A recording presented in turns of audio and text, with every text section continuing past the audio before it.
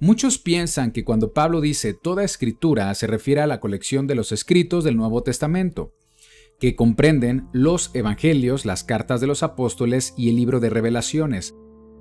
En términos de proporción, estos documentos representan el 27% de nuestras Biblias.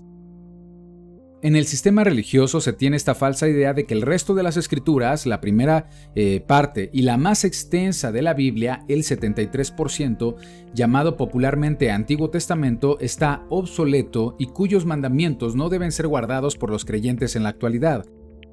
Sin embargo, la Biblia no enseña esto, ya que cuando Pablo dice toda escritura es inspirada por Elohim, aún no existía el canon del Nuevo Testamento. Por favor, analicemos los siguientes datos y seamos objetivos y honestos con esto. Esta es evidencia histórica, no es especulación. Reflexionemos en lo siguiente. Timoteo conoció a Pablo cuando tenía aproximadamente 20 años, en el año 50 después del Mesías. En este año aún no se habían escrito los evangelios ni las cartas apostólicas, es decir, aún no existía el Nuevo Testamento. Entonces, si cuando Timoteo era un niño no existía el Nuevo Testamento, ¿a qué escritura se refiere Pablo? Porque nos dice que es de inspiración divina del Eterno y que es útil para que nos perfeccionemos como hijos de Elohim.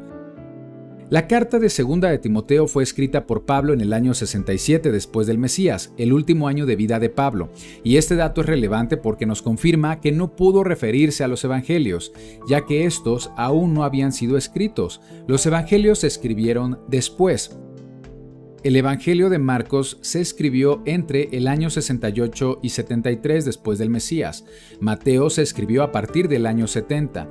El Evangelio de Lucas se escribió a partir del 80 y el Evangelio de Juan se escribió a partir del año 90. En cuanto a las cartas apostólicas, estas se escribieron entre los años 50 al 70, pero estaban esparcidas por las diferentes congregaciones mesiánicas y fueron compiladas en el canon del Nuevo Testamento hasta el año 170 después del Mesías. 100 años después de que Pablo escribiera sus cartas, el canon del Nuevo Testamento es muy posterior a la segunda carta de Timoteo. Otro dato que debemos tomar en cuenta es que las cartas de los apóstoles no fueron consideradas de inspiración divina hasta el año 397 después del Mesías, en el tercer concilio de Cartago, cuando se les dio el carácter divino. Esto nos comprueba que cuando Pablo escribió este versículo, toda escritura es inspirada por Elohim, no pudo haberse referido al canon del Nuevo Testamento, puesto que aún no existía. Las únicas escrituras disponibles en este tiempo eran lo que llamamos Antiguo Testamento, que también se le conoce como Biblia hebrea, canon hebreo o Tanaj. Vamos a comprobarlo. Segunda de Timoteo 3, 16, 17. Toda escritura es inspirada por Elohim y útil para enseñar, para redarguir, para corregir, para instruir en justicia, a fin de que el hombre de Elohim sea perfecto, enteramente preparado para toda buena obra.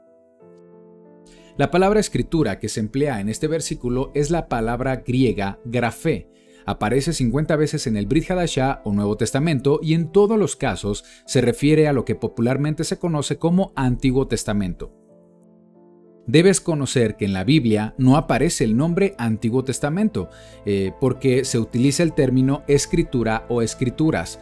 Veamos algunos ejemplos que también emplean la palabra grafé.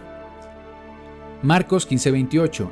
Y se cumplió la escritura que dice, y fue contado con los inicuos. Esta es una cita de los profetas en Isaías 53:12. Juan 7:42 también utiliza la palabra grafé.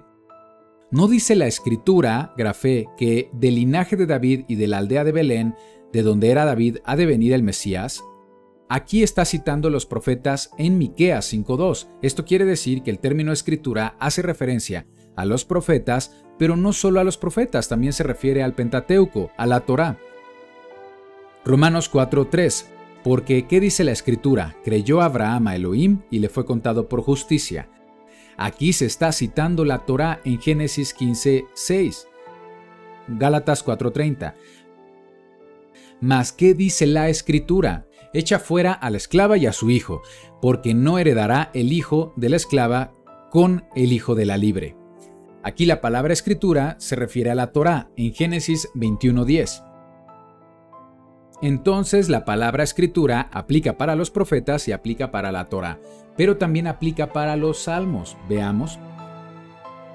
Mateo 21:42. Yeshua les dijo: ¿nunca leísteis en las escrituras: la piedra que desecharon los edificadores ha venido a ser cabeza del ángulo? Aquí se menciona escritura para una cita de Salmos 118, 22, 23.